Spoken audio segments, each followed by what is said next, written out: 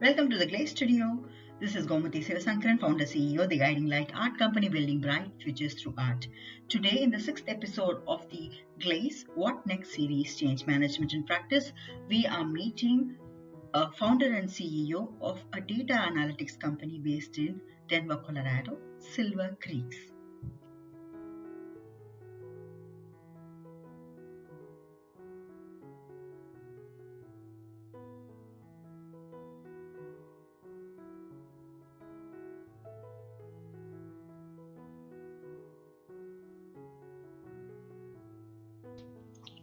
Daniel Pham, welcome to the GLAC What Next series, Change Management in Practice. I'm super happy to be interviewing you. There's a lot that I want to explore about you as well, aside from what you do in your business side. So introduce yourself to our audience. Okay, great. Yeah, thanks for having me on. My name is Daniel Pham, and I'm super excited to be here. My business partner, Jack Langworthy, put us in touch, and I couldn't be more excited just to kind of go through this conversation. And really just a quick intro on me. I'm currently CEO of Silvercreekinsights. That's a new venture that I've started with my business partner, Jack. And a lot of things in my life have happened to get me to this point.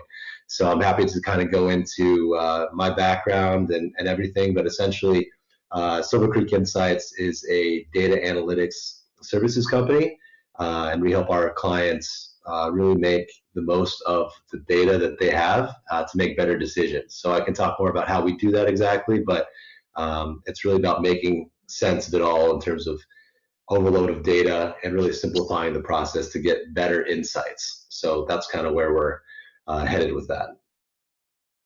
Awesome.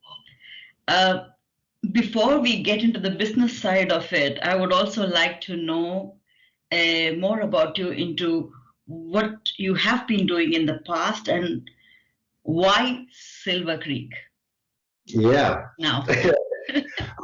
That's a great transition, and I think I can start just on a personal background, because I think it's important to really know the person about where they've come from and really the diversity. And as you talk through change management and all these things, really how you come to be really shapes your perspective of the world. And so you mentioned Silver Creek. I was actually born on Silver Creek. Both Jack and I were neighbors. We lived like a couple houses down.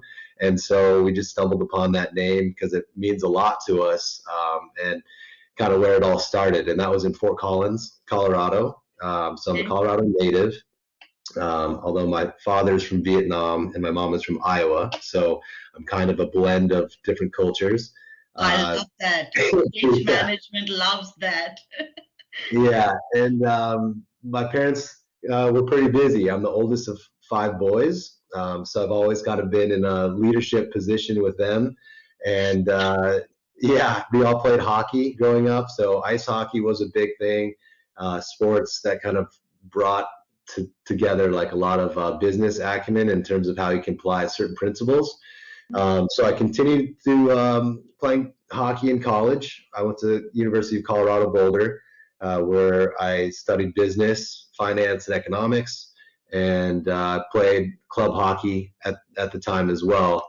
And there I was lucky enough to win a national championship, actually undefeated national championship. For me, that was a big deal. It was just club hockey, but those were the heydays. And then I learned a lot and made a lot of good friends through that process. And simultaneously, while running college and doing hockey, all of that, I actually started probably one of the hardest jobs I've ever done, which was a company called College Works Painting. And I did that in college. So I managed a team of like 30 different college kids over the 3 years that I did that, and produced a lot of revenue just painting houses, which seems like a simple business, but from that, it really was the impetus to get me into sales, and what resulted in me starting at Xerox Corporation 2 days after I graduated. I graduated on a Saturday, and most kids, I think, can take some time off, enjoy the summer. I was eager to get out of Boulder and to start work, so much so that I started the the following Monday. So I had a full 2 days off from college before I got into Xerox. And I was at Xerox for 7 years. So that was a long career at Xerox. I really attribute a lot of success to how they teach process and their sales training. But truthfully, I was probably there just a little bit too long, because you tend to become complacent with what is happening, and I looked to do some different things. So from there, I branched out to some different companies, namely IT consulting and data analytics, my last 2 companies I was with. And from there, I learned a lot about what I want to do, and really that is kind of leading teams, running customer relationships on my own terms, and being able to work with Jack to really figure out what's the best business we can make, and what are the right things that we can do to kind of manifest our own destinies there. So data analytics for me was something that is super exciting, because you're basically just using information to make better decisions. Depending on how you do that, ethics and business morals, all these things, it can be a very transparent and genuine business to help all different kinds of industries. So I think the opportunity is great. And when you surround yourself with really good people, like Jack and some of the people that we have on the team that we're collaborating with, I think that success is just inevitable when you combine the right process and technology. So obviously I'm excited about it. I could talk about that stuff for days, but I think from my background and traveling a lot, it shapes my perspective on things, where I think I'm very balanced and I try to see things for what they are from like a third-party perspective. And I think there's a lot of learning lessons there. And again, I'll reiterate that leadership and team leading is something that's really important to me. And that's something I want to do here. I've done that with family, being the oldest of 5 boys. They've all been successful, my brothers, in different ways. I'll point to my little brother, Tyler. He was captain of his West Point hockey team. He's done a lot. He's also won a national championship at a higher level. And I think a lot of that just comes from how you're raised, your background, and your mental toughness, because really talent is overrated. It's a matter of what can you do to outwork and to really become the best version of yourself with the gifts that you've been given. So a lot to talk about there, but I've said a lot, so I'll pause and let you take it away for a minute. That was really good to know. It's a very interesting perspective of leadership as well. Yeah, exactly. And I guess in terms of leadership stuff, that's what excites me, really. I mean, it's being able to help people be the best versions of themselves. But I think when you can take a proactive role in leadership, and I know a lot of your listeners are looking to start new businesses or new career paths, no matter where you're at, you don't have to be a CEO to be a leader. You can do that in your personal lives in any respect. And I think that just goes to really helping people be the best that they can, and collaborating and understanding that, you don't have to know everything to be a leader, but you have to be genuine and transparent about what you're looking to accomplish, and figure out what that goal is, and basically triangulate the right things to get to that spot. Oh, you summarized leadership spot on. Well, to each their own. I think how you view certain things, and I think this goes back to your perspective, on how you look at things. People lead with different styles. It's still leadership, and it's just a different way to do things. And for me personally, it's surrounding myself with the people that I want to spend my time with. And really, even that goes with clients. There has to be a good cultural mix. You guys have to see the same kind of things, and even if there's difference in opinion, you have to be able to work through that proactively and productively, so you can kind of reach the best results. And I think bringing people up along with you is what that leadership approach is all about. Totally agree. I want to go back to your career path, and it's interesting to see that you have been shifting, evolving. I want to understand the key motivation, driving force behind this evolution or change in your career path, or also the directions that you chose. Yeah, and that's something I've been thinking about in preparation for this conversation, because as you look at my LinkedIn profile or my Yeah. company background, it can be all over the place, which has made a pretty interesting conversation with recruiters over the years. Yes, But it is I, always. I think that where you end up, change in general, it happens slowly, and then it happens all of a sudden. There's a certain point where either a light bulb goes off, or an opportunity or destiny happens, whatever you call it. There's certain things within your control that you can kind of make the best. Mm-hmm. And then there's certain things in terms of circumstances that are a little bit out of your control, externalities, COVID as an example. But for me, I never really knew exactly what I wanted to do. I think maybe it's because I have an Asian dad. I thought I was going to be a doctor when I was a kid. I watched Trauma, Life in the ER, like every day after high school. And then one day I watched a movie in anatomy class about this guy that went to med school and all the things he had to do and working on dead people and, cadavers and all this stuff. I was like, okay, not going to be a doctor. But I still knew I wanted to make some money. So I was like, how can I do that? So that's why I studied some finance. And I thought maybe I'd be an investment banker or something like that. But then there's just no real passion in that type of lifestyle for me. And as I mentioned, I got in just randomly to this College Works painting business, which I knew at the time it would be formative for me. But looking back on it now, I didn't realize just how much it really would be important for me. And to this day, I still keep in contact with my manager, Justin Schultz. If you're listening, what's up, buddy? But yeah, he really helped kind of light this fire for me to, again, help people in leadership. That's really what it was about. And then sales was a byproduct of that. So really, we're trying to help people's homes look nicer. They chose house painting because we could get paint everywhere, and there's not so much that we could do to really mess it up.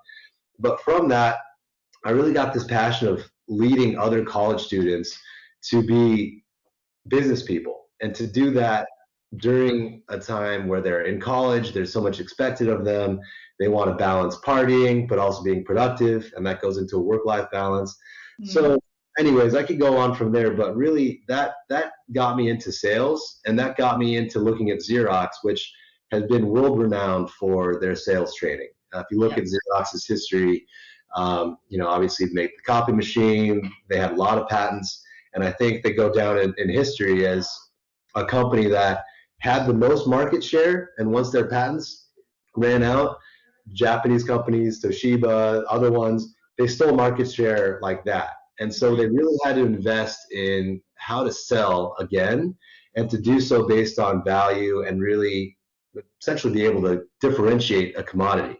So if you can sell effectively something that's a commodity, going into services like what we're doing with data analytics is something that should be a lot easier, because there's so many different ways we can differentiate based on value. But going back to your original question, how did I get to this convoluted way? I was at Xerox for 7 years, and I got to a point where it was so easy for me at Xerox that I was really just becoming complacent and becoming lazy. And that wasn't just in my work life, but it was just something where I could go through the motions, and I just didn't have passion in what I was doing day to day. And eventually it happened where, enough was enough. I needed to make a change. I was sick of doing the same thing and having the same Monday meetings. And so from there, I knew that I wanted to change. And I was actively seeking some different industries, but I didn't know exactly what I wanted to do. I was presented with an opportunity with a guy I respect a lot named Doug that I play hockey with. He was just making tons of money, having great success at a company called Convergent Technologies. And Convergent, what they do is enterprise security solutions. So you're looking at infrastructure of cameras, access control, software, intrusion detection, those types of things for enterprise businesses. And that kind of got me into this services component, where I was looking at their business model, and really they are an integrator of all these products, but they're the service glue that ties everything together. And so I thought that's super interesting. And Convergent, they've gone on to acquire, I think, every competitor, and they're the biggest services integrator in the security business today in the US, and they're also expanding in Asia and Europe as well. So tons of success there. But I realized it really wasn't the right spot for me when I got a new manager there. That super smart guy, but we didn't align properly with day to day in terms of like just how we were as energy. It just wasn't kind of fit. My style was very different than his, and it was one of those things where he came on after I had started, and to be my new manager that I had never met, that I didn't sign up for. And for me,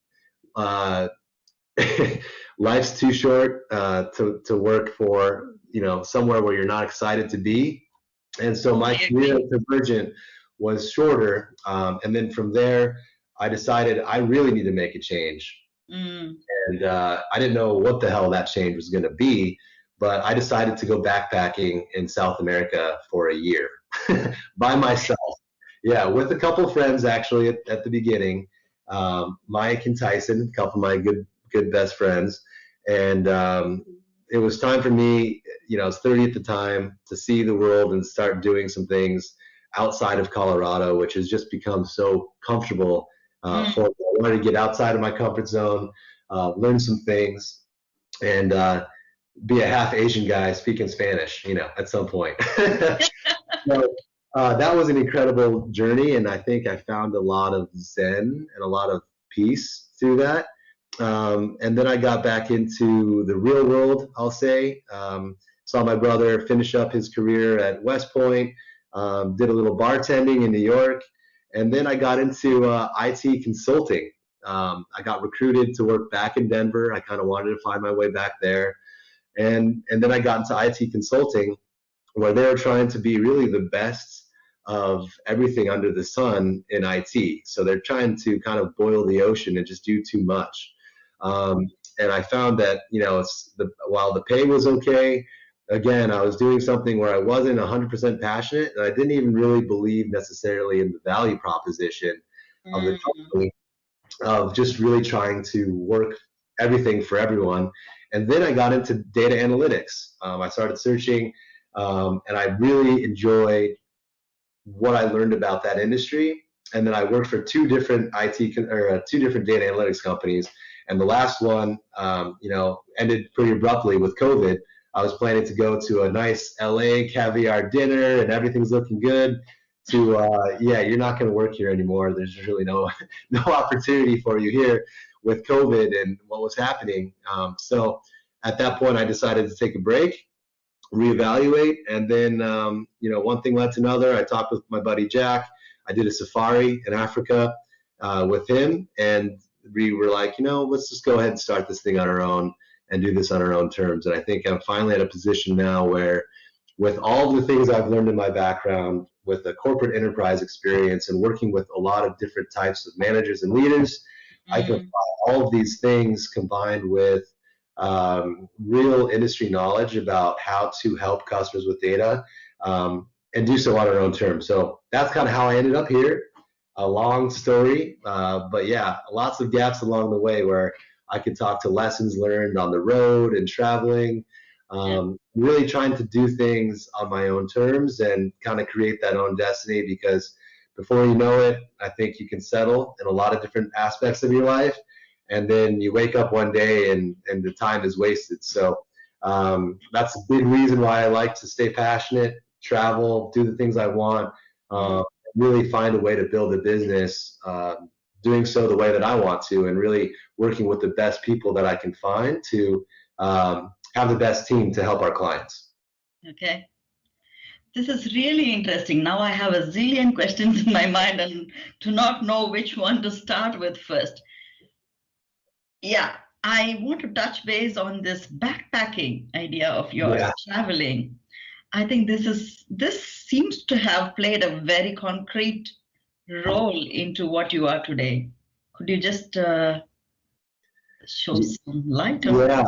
Yeah, let's talk about traveling. I think there's this idea too of waiting to do things that you want to do in life. I talk to a lot of people. You see people in your own world where there's this idea that you work your ass off forever, and then you cash in your 401k when you're 65 and you're finally able to start traveling. For me, I had an opportunity to travel with a couple good friends. I was at a transition point in my life where, I was done with Xerox.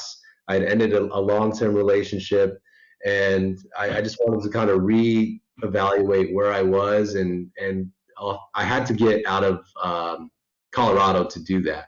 I had to see the world a little bit and really just say, in my heart, in my mind, I know that I'm confident things will work out. I just need to do this for myself, to see things, to really explore and get some different culture. And through that, I've found, some of the most amazing, funny, wild stories I could tell, and living life with kind of a different type of purpose where you can see things outside of your comfort zone, outside the box that you're used to every day, meet incredible people, and it's a small, big world out there. And so I wanted to combine that journey with what's going to happen next. And obviously it takes some time to figure that out. I think at the beginning of our call, we talked about, how do you really know what's the right fit? Yeah. I think you don't always know. I think it's a journey and an evolution, but along the way, you can definitely shut doors that you definitely know you don't want. So, and by process of elimination, you kind of get rid of some of those things. And by the end of the day, you're at a point where you've created a path for yourself that makes sense. Yeah. You know all of the answers that are over those mountains and what's behind that wall. But by doing those types of things and making the right decisions with a solid process, a solid routine, you get to a position where you feel comfortable knowing that you did your best, that you made the right decision, because the grass isn't always greener. There's always decisions you can make, but to be able to do things on your own perspective like that, I think makes a big difference. Yeah. You travel, and I really love what you're saying about traveling, but you also are traveling now amidst COVID. Yeah. It's simply too interesting that I cannot let go of. Yeah. Just elaborate on Yeah, so that traveling trip, South America really lit a new fire and passion for travel and like amateur photography, just snapping cool things. And I was like, that's what makes me happy in a lot of ways.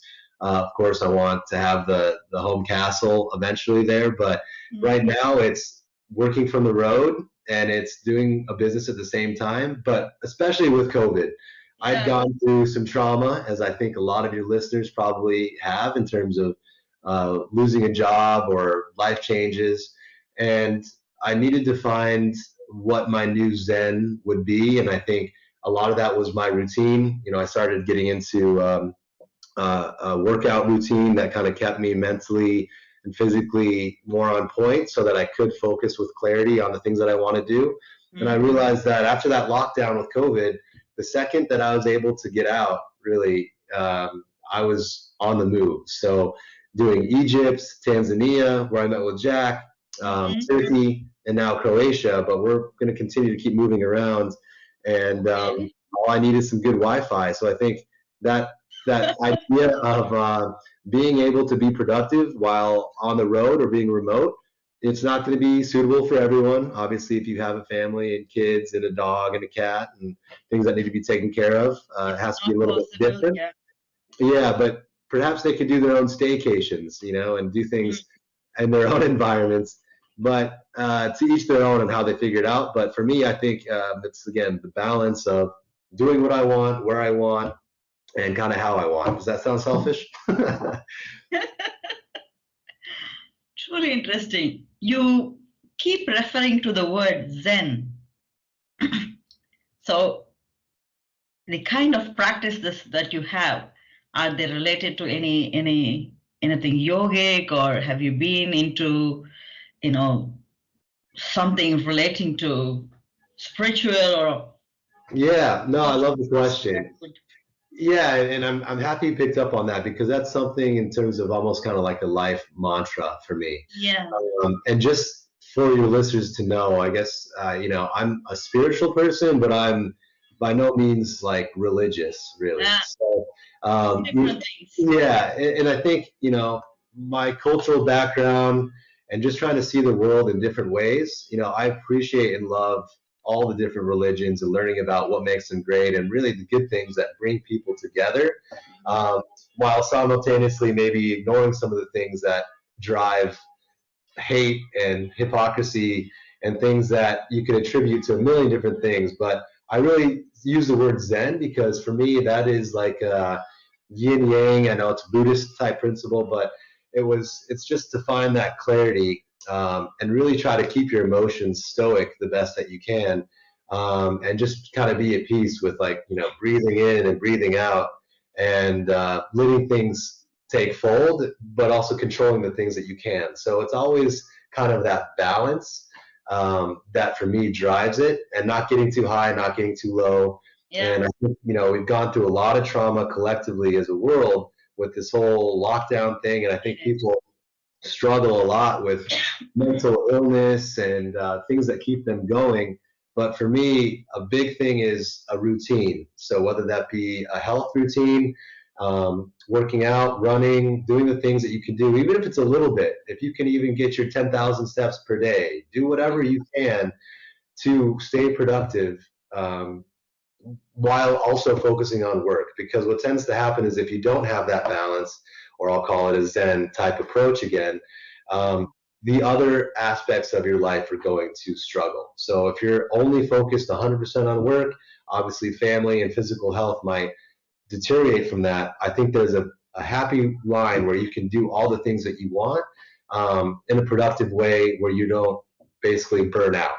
And that's kind of what I'm looking to do. And I tell my little brothers, and just people, cliche, but it's a marathon, not a sprint, right? We're doing things with a long-term vision, and you put in a little bit of work every day, you're going to be a much better person in short order, and you'll see results before you know it, whether that be physically, mentally, financially, or anything else. So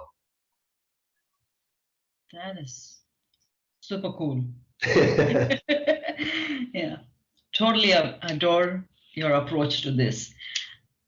This might sound overwhelming for someone who is listening up and thinking, because there are many people at this point in time that are worried heavily for either themselves, their loved ones, because of the COVID, nervous about maybe the job or security, future, and so on. How would you put this for a person like that? How does one take steps into just keeping the cool in spite of all this? Yeah, and that's an excellent question, and I think it's one where each person will need to kind of handle it in their own respect. But I think you touched on a lot of things that all have the core similarity, which is fear. Fear. If you can handle your fear a little bit better, there's so many things to worry about in the world. And there's a quote, I don't know if this is Alice in Wonderland or what, but worry is a waste of the imagination. Like, you can worry about a million things that are never going to happen, and worst case scenario, maybe they do, but if you spend all of your time worrying about these things, you're really paralyzed in fear, and you're unable to do a lot of things in your day-to-day life that are really productive. So I think for the listeners, just breathe, really simplicity in everything that we do, and from there, just kind of turn the gerbil off. They say there's a gerbil in your head running on a treadmill. Yeah. On a wheel. Sometimes they're running really fast. You just got to calm that little guy down, and really just kind of take a step back. And I think from a calm state of mind, you're better able to make decisions on, okay, where do we want to go from here? What do we want to do? Whether that's in data and analytics, that's also complex and crazy, or just in a personal life of business or family, just kind of take that next appropriate step. You don't have to look all the way down to the end. Just what's the next best step that you can do to make things a little bit better? Yep. Maybe that's one conversation with your loved one. Maybe that's going to the gym for the first time in months. Just do the first thing that you can, and then soon you get to create a habitual type approach for that, like a real, I keep using the word routine, but that's a big thing to drive success. You know, you do a little bit every day. And again, even in your mindset and mentally, I think that's a big thing. Yeah, I totally agree with you on that. The word routine, again, this is the problem with them, with the ones that are struggling with it, because there is a routine already that is interrupted. There is change driven by an outside force, humongous force like COVID. Yeah. So the routine that they have been having, or the pattern that they are used to, is interrupted. Sure. Yeah. So yes. Yeah, I mean, I just kind of thought of something as you were saying that. We're never going to be prepared fully for what's to come and what's around the corner. A big idol that I have, who's long since passed, but Bruce Lee. Maybe that's because he's an Asian guy. Look at the look up to him in a lot of respects. But I really, as much as I appreciate his martial arts and his abilities, his mindset as a philosopher really is carried a lot. And he has this mantra of kind of be like water, be flexible, be adaptable. And so even though your routine has been interrupted, you still need to shift, refocus, and adapt to, okay, what does this mean? How can I still work out even though the gyms are closed? Or what can I do with my job now that I don't have one? Like, there's different things to do. But again, it's being that mental, tough type of person that's able to evaluate what's happening. Don't panic. Don't let fear override you. And just know that if you do the right things, you can control your own destiny and make whatever goals you have, being realistic, happen. And sometimes you do crazy things you could never even imagine take place because you were willing to take that first step. Yeah, you never know. Yeah. It's coming up. It could be something beautiful. Yeah. Interesting. Yes. Like Silver Creek. Yeah, exactly. That's Silver Creek. And that's funny how that all kind of came to be. But yeah, super excited to be doing this with Jack. And I see all kinds of potential with the company for sure. Yeah. We are just doing it the unconventional way, and I'm just loving this interview more and more. But coming back to Silver Creek, I can see that it started out around the COVID time. Massive idea. So what are the challenges you're facing and how are you handling it? Yeah, so, in the past, being a business development person and someone who's been really successful with sales throughout my career, obviously the big difference is you can't go out and network and shake hands and really drive personal relationships person to person. So although that's been a challenge, I think also that is going to play into our success because obviously I'm in Croatia right now. I love the ability to work remotely. I think it gives everyone an opportunity to spend time with their families and doing things that they like to do. And so using that as an impetus to really drive partnership discussions, and using COVID as kind of like a building block versus a barrier to build net new relationships. Obviously now we all have something other than the weather that we can all agree on and talk through about what's happening in our lives. So and I just think it creates a lot of opportunity to build a global team as well, because I think old school, I'll call it, come to the office every day, start at 8, leave at 5. That type of approach in the new world economy is not going to be as effective as a flexible one, and something that Zach and I are building here at Silver Creek, to be able to serve our customers better because of this stuff, because we have a global team that's available all the time and able to really kind of focus on tackling the real challenges, and doing so in a way that's easy for the customer as well. So yeah, there's a lot there, but that is, I can see that. Yeah. Silver Creek is, I did take a look at the website, and you talk about real life data, big data, and so on. If someone that is totally new to this word, how would you put it simply? The big thing in a small way, simple way. Perfect. Yeah. So, I mean, as we all know, data in general is just exponentially growing, both in terms of volume and complexity. And so it's all over the place. Basically, what companies struggle with is the data is everywhere and it's Yeah. very siloed. So between departments of finance, accounting, sales, marketing, everyone has these different versions of kind of the same data. So what we're trying to do essentially is just bring all of it in from the different sources, aggregate that into a central data warehouse, a central data repository, and from that repository, data warehouse, access it in a very simple way of using a software basically to explore the data. So accessing all of this aggregated data and making sense of it all through standard type graphs, pictures, exploration tactics, where you can really drill down into the data. And what, when I talk through this, it probably sounds a little bit confusing because there's so much there. But all we're really trying to do is if we have access to the real data that's available for everyone to go and basically play with and explore, people are going to start making better decisions because it's going to drive their curiosity about the data, about, hey, what can I control in my department? How can I work with this group? Because everyone has empowerment there. So when I say empowerment, we're talking about this concept of self-serving data analytics, where as a business person, an executive, whoever it might be, they have the power to go in and look at their world as it is with data. This is what's happened in the past.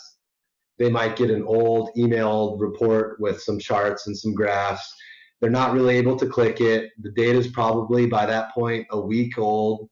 It's not really fresh. And if they have a question about it, they have to go talk to an IT person or someone else to drill down and get some more second level analysis, third level analysis. Okay, well, where's the best product being sold? Okay, well, who's buying it? Okay, where are they from? There's a lineage of questions that come from seeing the data. So the difference there is how do you then explore it, go farther to really find that hidden insight that actually is a game changer for the competition or for internal operations. Those are the things that we're trying to help simplify, because as it stands today, everybody's confused for the most part. They're using tools that they don't really quite understand.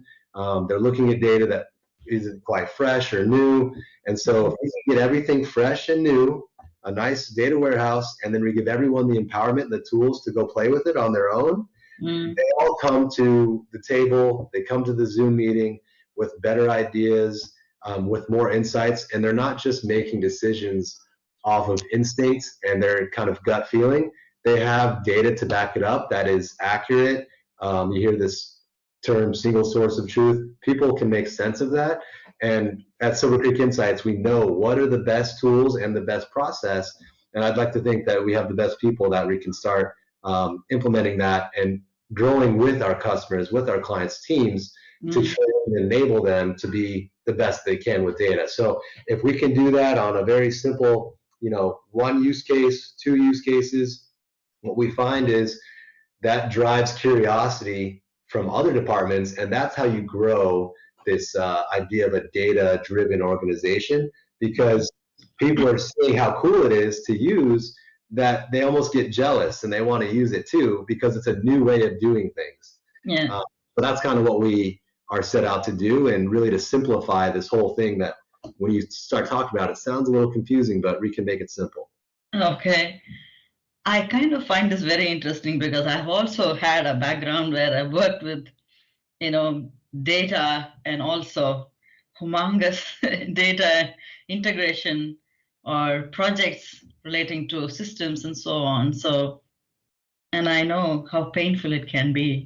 The bigger the company is and more mergers and acquisitions, then definitely we're talking very different language altogether. With respect to data, and it's not as easy as it sounds. It can be a huge pain. But at the same time, there are also challenges, not just with data, but also with people, the political grounds of some departments or some regions wanting to have control over, say, certain data or privacy over certain data, maybe that is coming internally within the organization or maybe externally because of different organizations sitting in different parts of the world. The country requires certain things. Mm-hmm. Yeah. So there are a lot of internal and external forces, or put it simply, politics. Yeah, absolutely. Not wanting this marriage to happen. Yeah, and you're challenging you on that. I'm curious what you are thinking. No, it's beautiful, and it's a common thing that we're always going to have to talk through. And so as you talk through change management, people are very, very protective of their data, of course. And so you touch on a couple things. One, I would say security, privacy, as you mentioned, data governance, only allowing the right people who are authorized to have access to the right data. So you can set up your protocols in such a way that you can design that both internally, and also what you're seeing now is clients are using their data and monetizing it so that their clients or external partners can access their data on a very secure way to gain insights about their own type of businesses. And you're seeing basically that kind of embedded analytics for external client use being more and more popular, and really this idea of sharing data where actually, because it is so secure and it's managed in the cloud, they can access your live data sets without any risk to your organization because it's set up in such a way that only the right people with the right access can have that. So that's the security piece. We can talk through and calm our clients that way, but that's just a method of setting up best practices within a data warehouse and access through the exploration tools. So that's the first thing. The second thing you talked about that I wrote down was language. You know, people, mergers, acquisitions, different departments, everyone is speaking different data languages.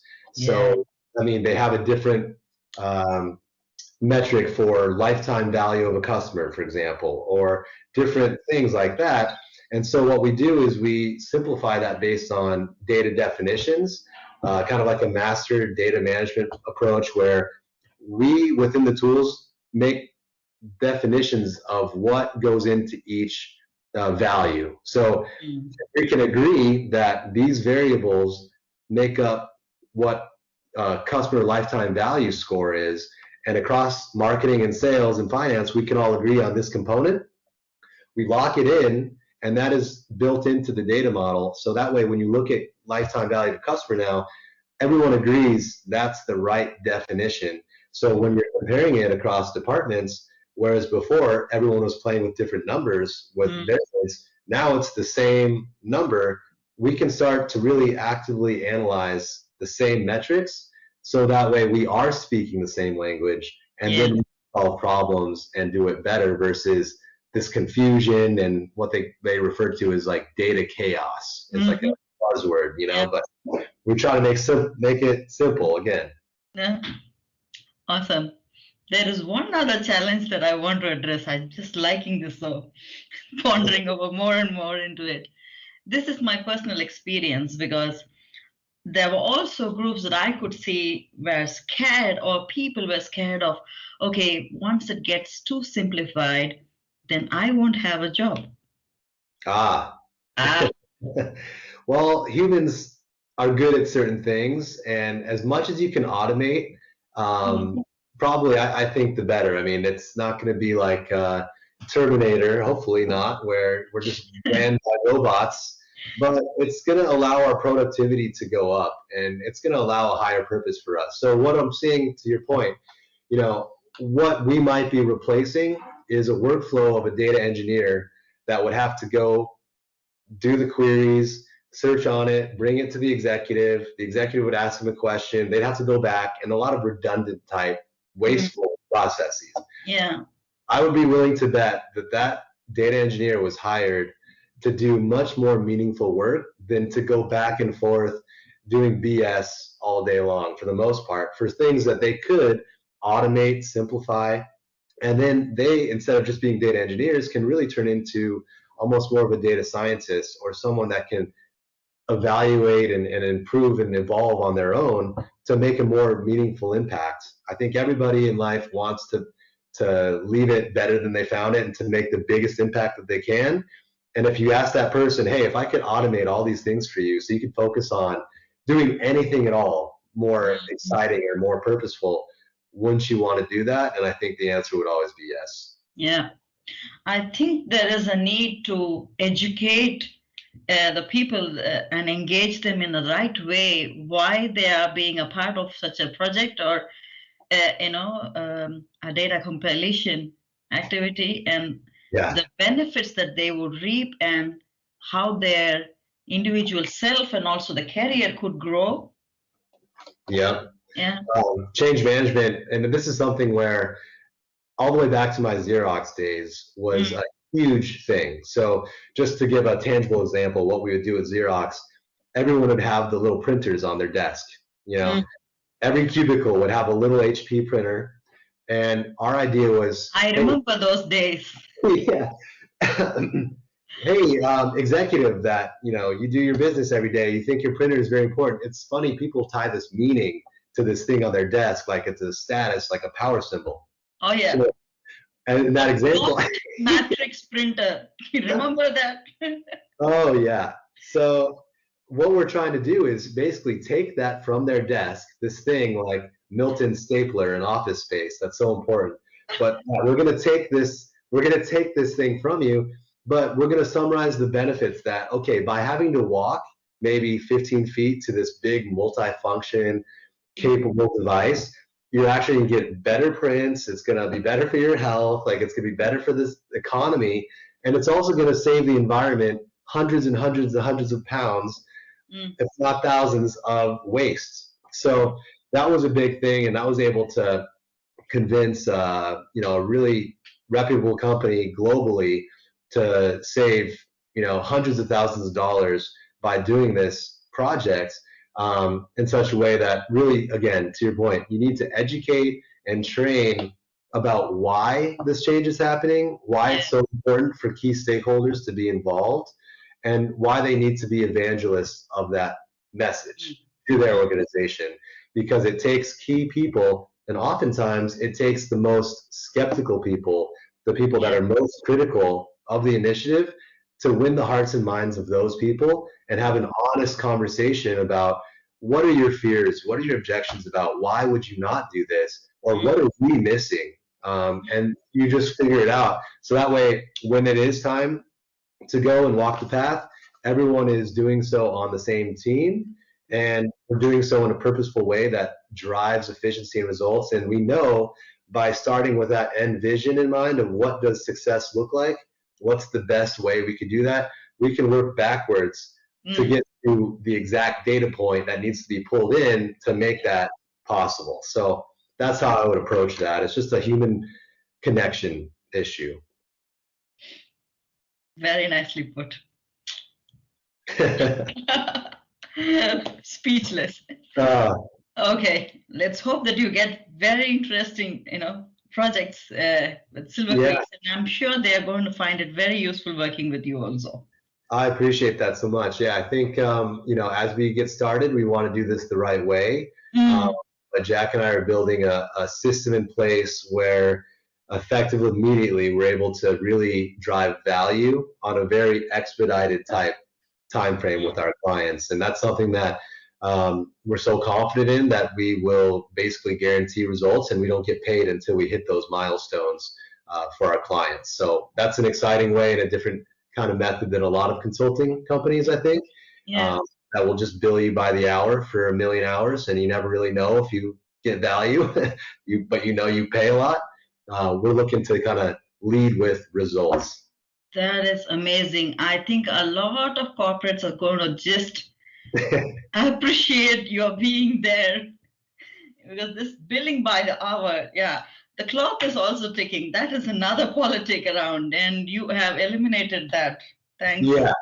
Yeah, and it's flexible in how we can operate, but I think the biggest thing. And I think, with this idea of change management, the biggest thing to starting with effective change is to have that initial conversation, to take that first step. Again, walk to the gym for the first time, whatever it is. It's that first initial move that you must make in order to win. And without anything risked at all, you'll never gain anything, and you'll be trapped where I was in a comfort zone, really not accomplishing, what you really should. Yeah. I agree. I can see that Silver Creek has this pragmatic and more sustainable approach to this solutions. Yeah. It's going to be great. I can see that. I'm so excited for this. That's beautiful. Well, your approval means everything, and it's nice to hear. It's nice to hear, outside perspectives about what we're really doing, and it's one thing for me and for Jack and for the team to be excited because we're in it and we're drinking the Kool-Aid, so to speak. But when we can share our story with others and talk about how, regardless of your industry, how can we make data work better for you? It's fun and it's exciting to see people get emotional and passionate about all the cool things that they could do, because effectively the best companies in the world today are the ones that are leveraging the data to find better insights and make better decisions. I mean, that's why you're seeing the industry grow so much. And while, these big companies like Google are investing in companies like Looker and Snowflake as the biggest IPO in history. So data is definitely where we want to be, and we want to help our clients make the most of it to drive their, customer success and their internal success as well. Amazing. I think now we can get into some questions where you are giving some guidance or, your own wisdom to the audience. So this is about anybody that wants to, switch career path, find a career goal or something, and just looking, how does one go about identifying a career path according to you? Yeah. So I think first, you need to be honest with yourself. I mean, you got to figure out, and this might take some time because things suck so bad for so long before you really want to make that change. I think there's there's a lot of ways where there's a certain point where that light bulb goes off. For me, it was 7 years at Xerox, or having a new manager come in where it's just that catalyst. That's like, okay. Oh, tell me about it. Yeah. I cannot do this anymore. So once you know that you want to stop doing one thing, then your mind opens up to look for alternatives. And then you can really put in some time to really invest in, okay, what am I really passionate about? Again, be honest with yourself. What are you good at? What have you kind of grown up or conditioned yourself to be skilled at, and what makes you happy? Those kinds of things. I'd encourage probably writing these types of things down. Because sometimes in the mind there's so much going on there. Putting a pen to paper is going to force you to be more succinct and more thought out. So I think that's how you get the goal on paper. So you stop doing the last thing, or you realize you want to stop. Then you have to really articulate what is your goal, and maybe that's an industry. It probably should not be a specific company, because that always changes. So be honest with yourself. Invest time, both in yourself. So I keep mentioning, workout routines, physical and mental health are important as you make a new change, but also invest in, once you identify that industry. So for us as data analytics, learn everything you can to be the expert in that particular field. And even if you're making a change into a completely new industry, there's so many ways to educate yourself. You need to invest that time to be that best version of, the expert or someone credible that you'd want to hire, you'd want to work with. And then I think the third thing is just be patient. It takes a long time, and it's never going to happen exactly the time frame you want, and you're always operating on other people's timelines when you're working for them or you're working with them. Whatever it is, just be patient and don't be too hard on yourself. There's a lot of negativity. I think a lot of people are hard on themselves. negative self-chatter. You need to coach your own mind to be really, I want to use the right word here, but optimistic, but also realistic with things. If you keep an optimistic mindset, you're going to manifest those things when you do the right routine. If you're consistently living in fear and in doubt, and you're telling yourself all the reasons why it's not going to happen, that negative self-fulfilling prophecy is always going to happen. So you must visualize that successful outcome, and then you'll come across objections and barriers and challenges along the way, but you need to be patient and nice to yourself as you work through these things. And then really, there's no way that you can fail, because talent is overrated. You work hard and you set yourself up and you control the things you can, you'll make it work for sure. You talk about law of attraction. Yeah, exactly. Sounds familiar from The Secrets. People pick up on that energy, if you're negative, or if you just are self-doubting. One time I was at a networking event with this gentleman, and I used to network a lot, go to meetups and things like that. And I'll never forget this conversation. Just going back to an anecdote, but this guy, he was dressed up in a nice kind of suit, tie, and very standoffish though. I could tell he was there looking to make the most of it and to have a good interaction, hopefully find a job. I didn't really know what was going on with the guy. So I was talking, having beers, talking to whoever at this place, enjoying myself. But then I had to go approach this guy, and I was like, hey man, how's it going? I'm Daniel. What are you here for? What's going on? And I quickly learned that he was just full of self-doubt and very, very shy and not confident in his abilities. So I started to talk with him more. And at this point, I'd probably had a couple beers, so I was a little bit more direct with him. And I was like, look, man, no one is ever going to hire you if you don't even believe in yourself. If you don't even have the confidence to, really believe that you're a person that you would want to hire, why would someone else do that? So we had a really good conversation, and he left there smiling. It was really good to meet him. And then only a couple weeks later, I got a note from him on LinkedIn that he had just found the job that he was looking for after all of these unsuccessful interviews and all these things. And he said that he wanted to thank me for helping him shift his mindset, because he said that was the number one thing that his whole swagger changed, and that they hired him because he had shifted that mindset, and he really did believe it. Like, you know what, damn it, I am good at this. Why would they not? They're lying if they don't. So that was cool. But I think a good example of, you have to believe in yourself. I mean, you just do. Yeah. Totally agree. I think that's where it all starts. Yeah. Grow into something new. It's the beginning of that beautiful change that is coming up.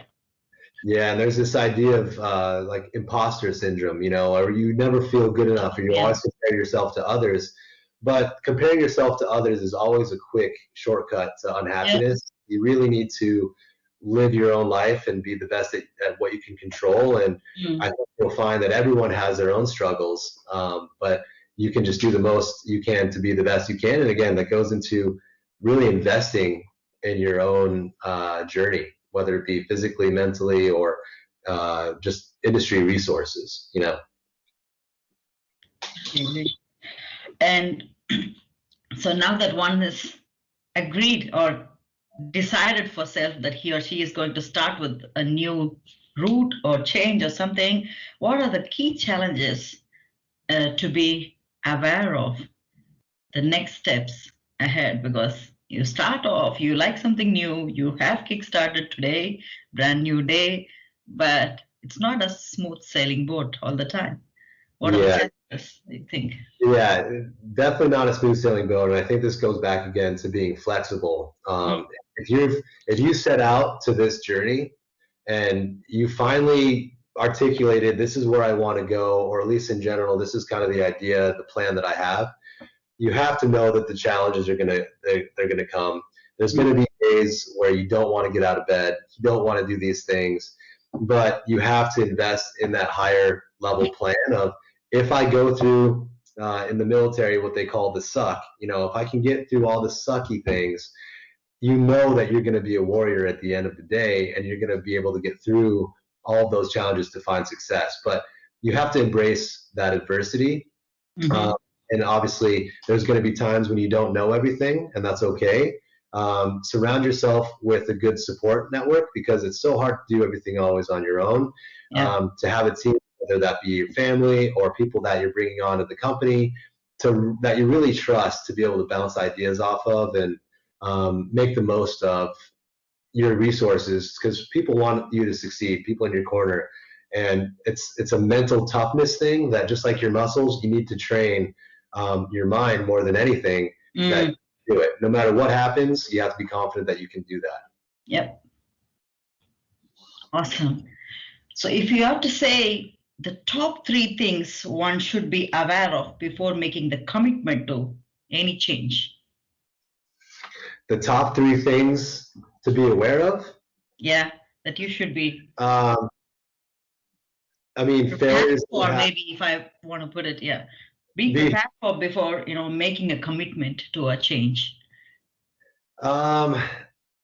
Before making a commitment to a change, you're going to have to change no matter what you do. But a big change like that, I think, be ready for failure. I think you're going to fail a lot of times. And that goes back to what I'm talking about with embracing the negative times. But expect failure and actually use that as an impetus for your success, because that's going to keep kind of driving you through the right road. Again, it might be a little bit redundant, but invest in yourself, have a routine that you're going to make aware, and also commit. If you're going to make that change, don't do it half-assed. Don't do it at 50%. You need to go all in to really make that a successful outcome. And again, challenges and failures will happen, but you need to keep moving and realize that no matter what you do, you'll be able to be successful if you just have that right mindset. Yep. Awesome. Is there anything else that you wanted to say? And you?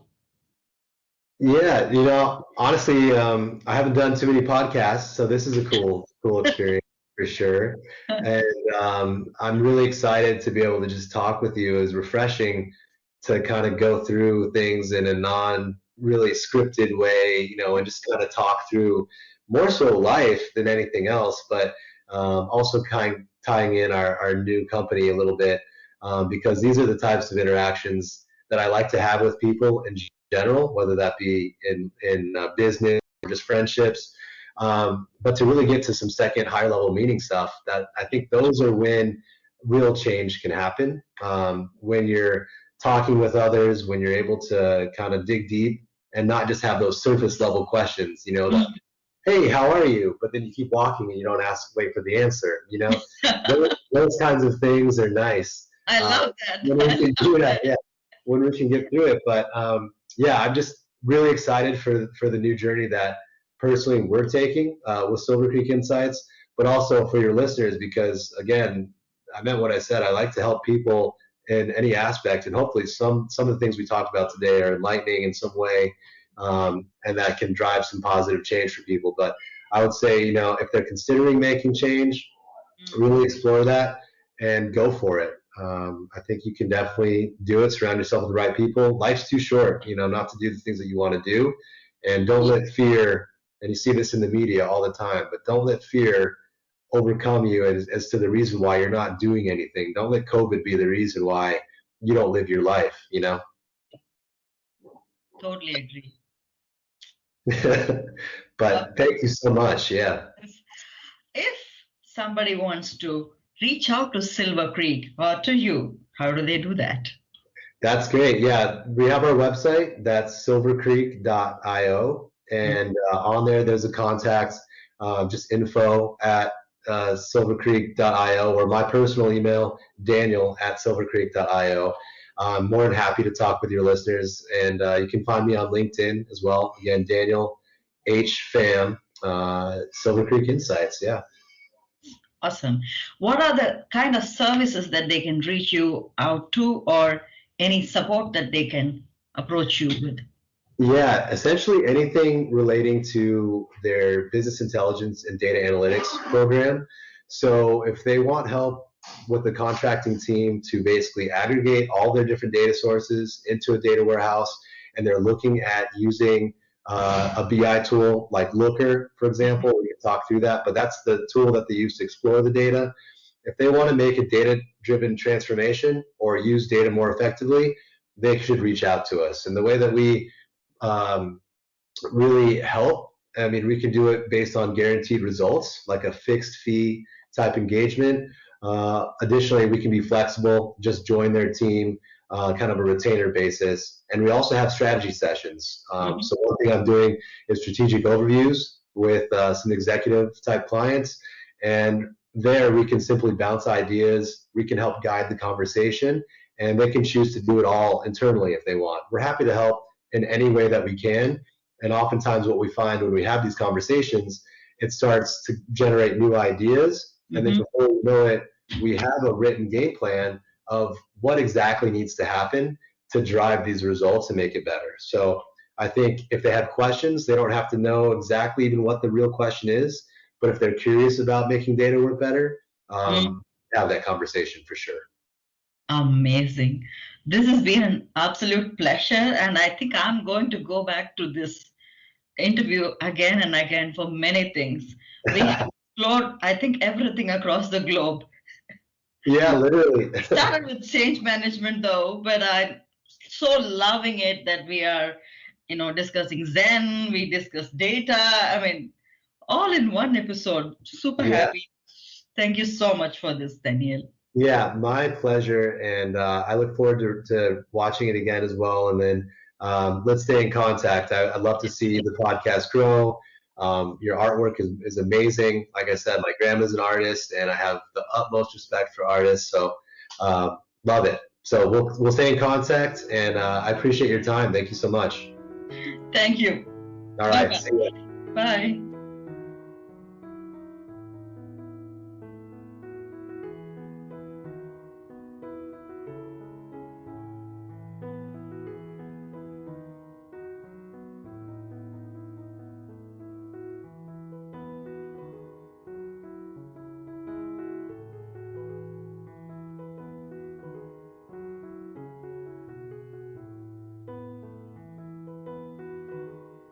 What an episode.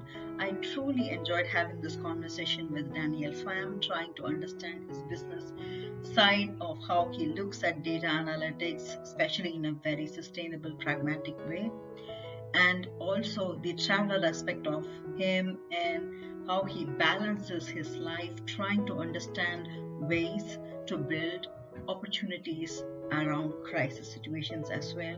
There's a lot I would learn from, and I'm sure you also would have found this very useful. Please do share your comments, feedback in the comment section. We look forward to hearing more from you, and this is how we are also learning from each other on how to improve and how to grow this community. Also, if you're liking more of such videos, do remember to like, share, and subscribe. Please remember, right now we are also building a website for this particular section of episodes that are coming up. So very soon you can expect this into a proper formatted edition of a website where you can see all the episodes one by one as well. At the same time, we're also going to have Podbean. So this episode and also the previous episodes that we have been telecasting also will be available on Podbean, and this will also be linked to the new website that is building up. So do watch out for this space, and there's more to come. Looking forward to having more interesting people and having nice conversations and also growing the community along with you. Signing off from the GLAC studio, this is Gomathi. Bye bye.